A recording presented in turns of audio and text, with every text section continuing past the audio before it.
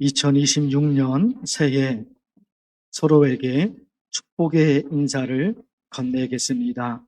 새해 복 많이 받으세요. 서로 인사하겠습니다.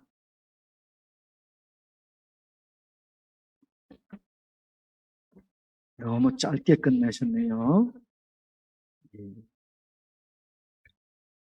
새해 우리 교회 표어로 하나님의 말씀을 전하겠습니다. 설교 후에 몇 가지 순서가 있어서 10시 10분, 적어도 10시 10분에는 설교를 마쳐야 됩니다. 마음이 조금 조급한데 제 설교를 잘 따라와 주시면 고맙겠습니다. 화면을 통해서 성경 말씀 함께 읽어드렸는데 우리 함께 다시 읽겠습니다. 시작.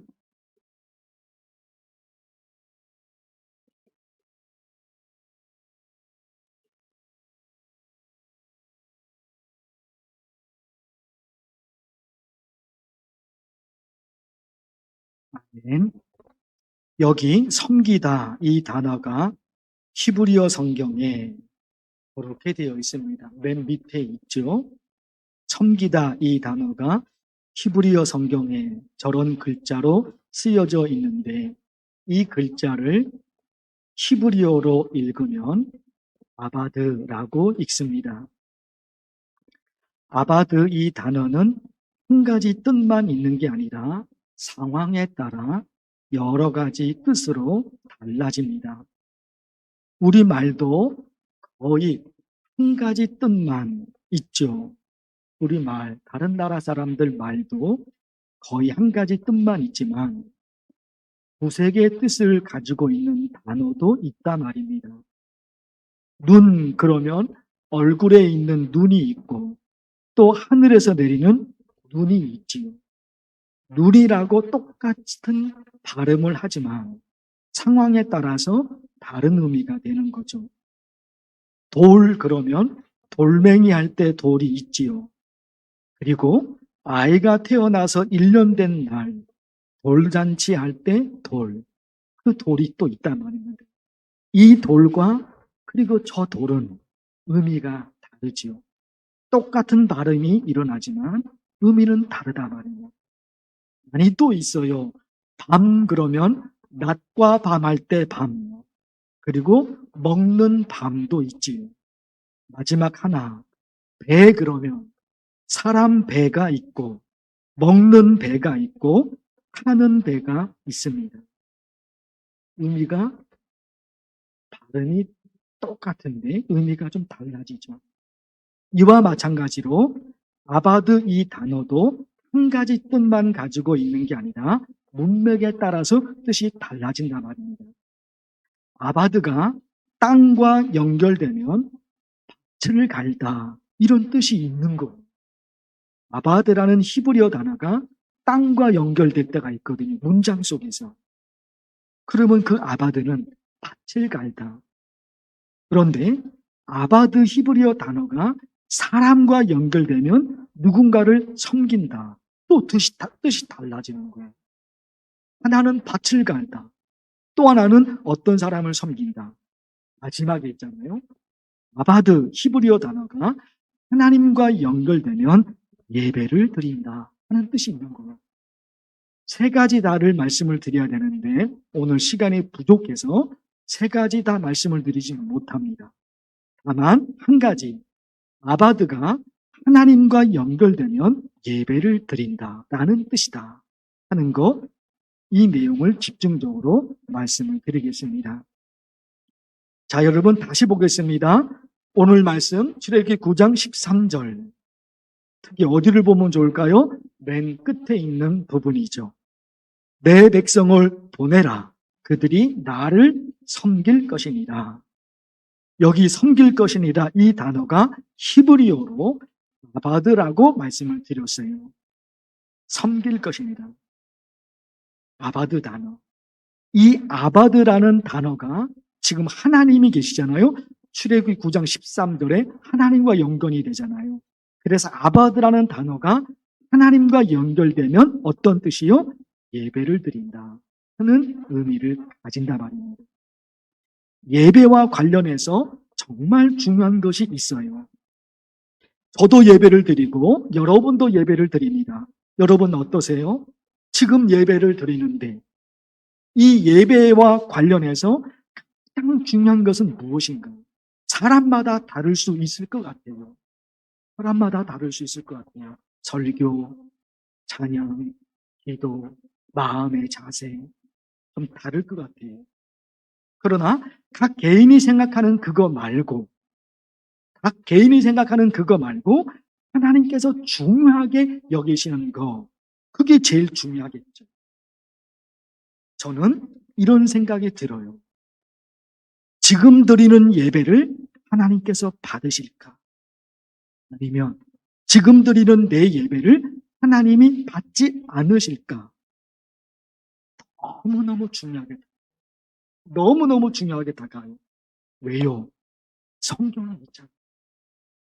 누군가의 예배는 하나님이 받으셨고 누군가의 예배는 하나님이 받지 않으셨고, 그런 말씀이 성경에 없으면 얼마나 좋았을까요? 모든 예배를 다 받으신다. 얼마나 좋을까요? 그런데 창세기에서 그 말씀이 나온단 말이에요. 가인도 예배를 드렸고 아벨도 예배를 드렸는데 아벨의 예배는 받으셨지만 가인의 예배는 받지 않으십니다. 이거 어떻게 되냐 말이에요. 그 말씀을 읽다 보니까 그러면 지금 내가 드리는 이 예배는 하나님이 받으실까?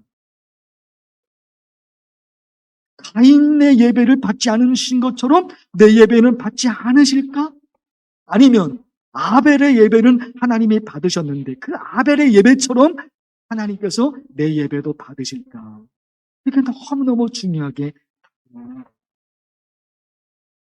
결국 하나님은 어떤 예배를 받으셔? 결국 거기로 돌아갈 수밖에 없죠. 하나님은 어떤 예배를 받으실까요? 구약 성경에도 예배에 관한 말씀이 참 많습니다. 그런데 있잖아요. 역시 신약 성경으로 돌아가면 보실까요? 요한복음 4장 말씀. 하나님은 영이시니 예배하는 자가 뭐와 영과 진리로.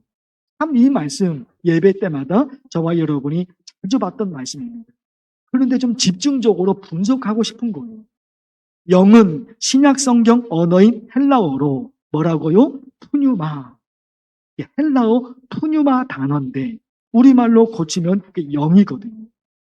뜻은 영, 혹은 생기, 혹은 숨결, 그런다 말입니다. 푸뉴마라는 영이라는 저 단어가 그런 의미를 가지고 있어요.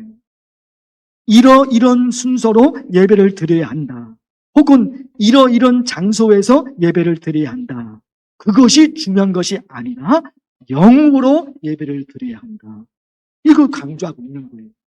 영과 진리로 예배를 드려라. 그래야지 하나님이 받으신다는 것이잖아요. 그러니까 어떤 장소에서 예배를 드리면 하나님이 받으시고 또 어떤 장소에서 예배를 드리면 하나님이 받지 않으시고, 이런 순서로 예배 드리면 하나님이 받으시고 저런 순서로 예배를 드리면 하나님이 받지 않으시고, 하나도 관련이 없습니다. 아무도 관계없습니다.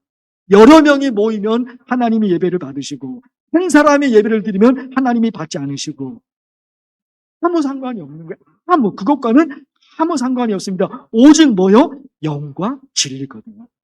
영과 진리로 드려야지 하나님이 그 예배를 받으신다는 겁니다.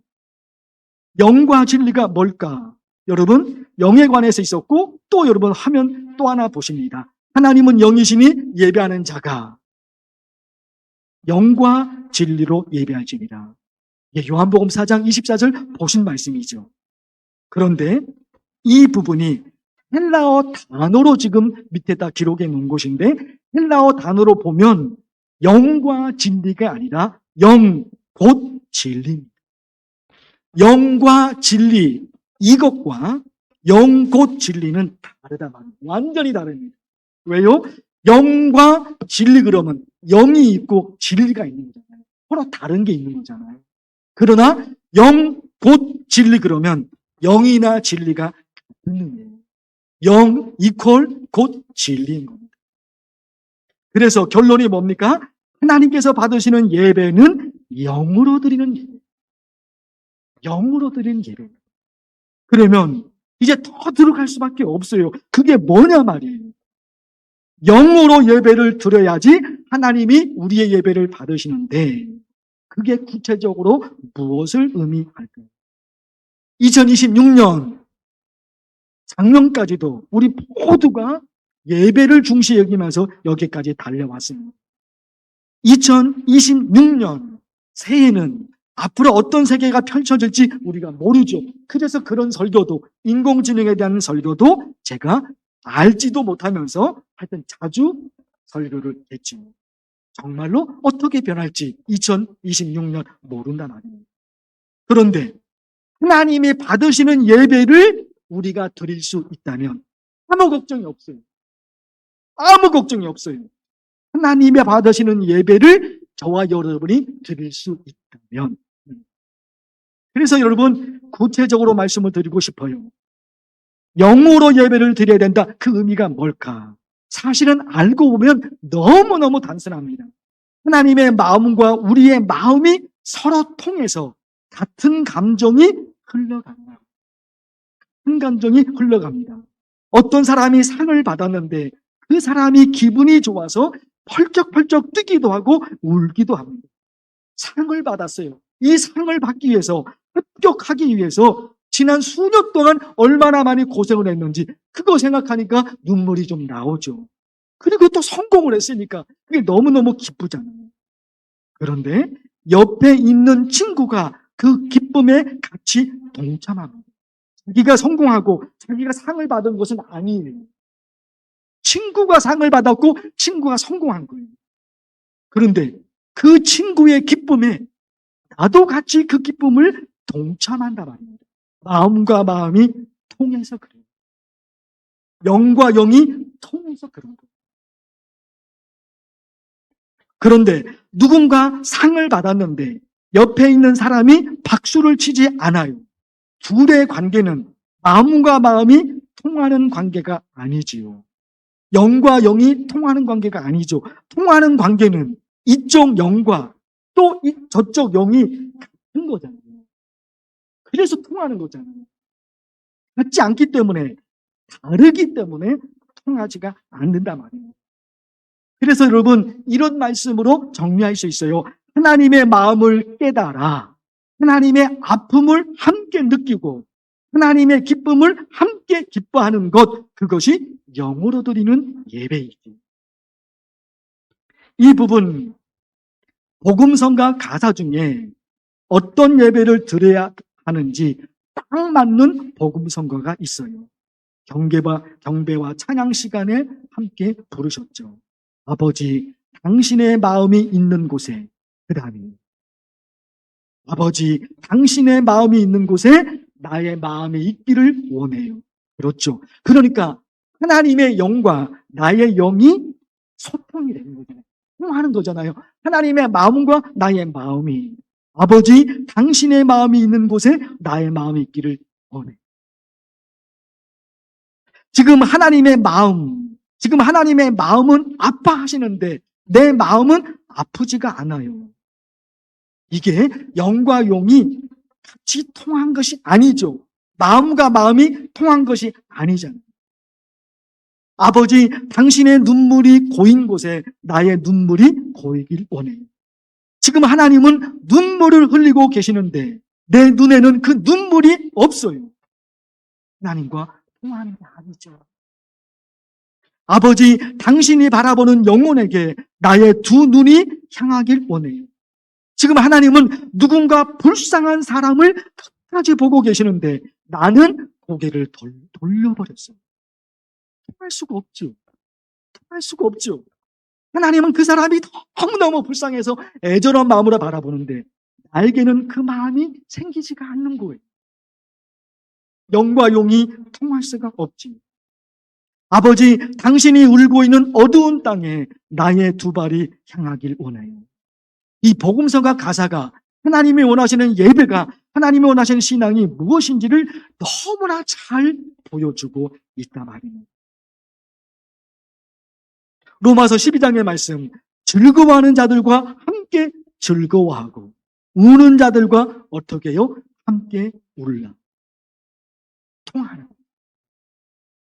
나의 마음과 저 사람의 마음, 하나님의 영과 나의 영, 그게 통하는 거죠. 그래서 여러분, 우리 이런 기도요, 즐거워하는 사람들이 있으면 함께 즐거워하고 축하하고 노래하게 하옵소서. 하나님이 받으시는 예배가 뭐 거창하고 엄청난 것이 아닌 거였던 거예요. 슬퍼하는 사람들이 있으면 함께 슬퍼해줘요. 함께 울어줍니다. 어떻게 하면 저 사람의 눈물을 그치게 해줄 수 있을까? 이웃과 이웃이 서로의 마음을 알고 서로의 아픔을 압니다. 왜? 마음과 마음이 서로의 고민을 압니다. 왜? 저 사람의 마음과 나의 마음이 통해요. 그래서 서로 걱정하고 서로 격려하고 너도 살고 나도 살고 그 신앙으로 살아갑니다. 사랑하는 성도 여러분, 2026년 새해 한 해 동안 오늘 말씀을 기억하셔서 이런 신앙으로 살아가고 또 이런 예배를 들으셔서 그런 예배를 드리는 저희 모두에게 하나님의 놀라운 축복이 임하시기를 간절히 축원합니다. 하나님 아버지, 하나님의 말씀을 들었습니다. 2026년 새해 첫째 주일 시작되었습니다. 이제 또다시 앞을 향해 달려갈 터인데 무엇보다도 하나님이 받으시는 예배를 드려서 하나님을 기쁘시게 드리며 하늘문이 열려져서 우리 가정에, 우리 가족들에게, 사업터에 하나님의 복이 내리는 2026년 새해가 되게 하여 주시옵소서. 예수님의 이름으로 기도하옵나이다. 아멘.